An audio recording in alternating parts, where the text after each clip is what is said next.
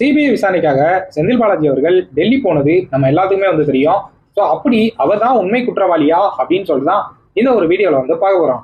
41 பேர் இறந்தப்ப செந்தில் பாலாஜி அழுதாரு, அப்ப எல்லாரும் கிண்டல் பண்ணீங்க.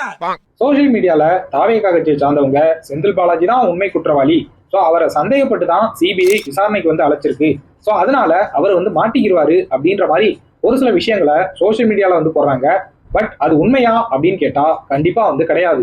ஸோ அப்படி செந்தில் பாலாஜி அவர்களுக்கு சிபிஐ சம்மன் கொடுத்ததுக்கான காரணம் நம்பர் 1 வந்துட்டு தாவேகா கட்சி ஒட்டுமொத்தமா செந்தில் பாலாஜி தான் காரணம், திமுக தான் காரணம் அப்படின்னு சொல்லிட்டு ஆதாரம் இல்லாத ஒரு குற்றச்சாட்டு வந்து வைக்குது. அப்படின்ற பட்சத்துல அவரை விசாரிச்சா ஏதாவது தகவல் வந்து கிடைக்கும் அப்படின்ற மாதிரி அவருக்கு சம்மன் வந்து கொடுக்கப்பட்டிருக்கு. இதுக்கு இன்னொரு காரணம் வந்து என்ன அப்படின்னா, கரூரை பொறுத்தளவு அவர் தான் வந்து இன்சார்ஜ், மக்களால தேர்ந்தெடுக்கப்பட்ட எம்எல்ஏ அவர் தான் அப்படின்ற பட்சத்துல அவரை விசாரிச்சாலும் ஏதாவது தகவல் வந்து கிடைக்கும் அப்படின்ற மாதிரி அந்த தகவலை சேகரிக்கிறதுக்கு தான் சிபிஐ சம்மன் கொடுத்திருக்கே ஒழிய அவரை சந்தேகப்பட்டோ அவர் தான் குற்றவாளி அப்படின்னு சொல்லிட்டு ஜட்ஜ் பண்ணவோ அவருக்கு சம்மன் வந்து கொடுக்கப்படல. ஒரு எம்எல்ஏ, அதை தாண்டி தாவேகா கட்சி, சம்பந்தப்பட்ட தாவேகா கட்சி குற்றச்சாட்டு வைக்குது அப்படின்ற பட்சத்துல அதுக்கான விசாரணையை தொடங்க தான் சிபிஐ இன்வெஸ்டிகேஷன் பண்ணதே ஒழிய அவர் தான் குற்றவாளி அப்படின்னு சொல்லிட்டு இதுவரை ப்ரூஃபே வந்து பண்ணப்படல. அந்த ஆங்கிளையும் சிபிஐ பார்க்கல அப்படின்றதான் என்னோட ஒரு ஒப்பீனியன்.